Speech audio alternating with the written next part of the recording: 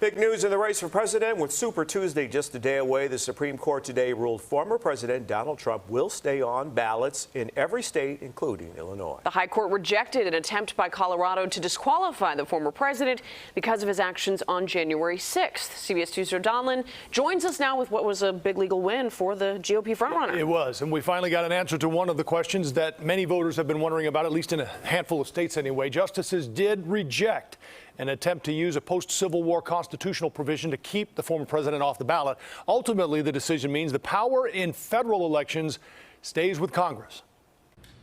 Well, thank you very much. Former President Donald Trump is praising the Supreme Court for its unanimous decision to restore his name to all 2024 presidential primary ballots. I think it will go a long way toward bringing our country together. Voters in Colorado had tried to remove Trump from their state's ballot.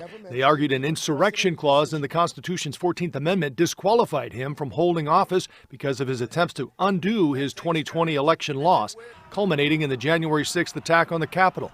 But Monday, the U.S. Supreme Court ruled only Congress can decide how and when this constitutional provision is implemented. And the rationale here really is we don't want states to be able to do this. You heard the justices coalesce around the idea that we're very worried states could do it alone, create this kind of patchwork when it comes to federal elections. Today's decision leaves open the possibility that Congress could refuse to certify the election of a candidate who participated in an insurrection. The court also sidestepped the issue of insurrection altogether. The Supreme Court's decision today did not exonerate him. They did not say that January 6th wasn't an insurrection, and they did not say that he didn't engage in insurrection.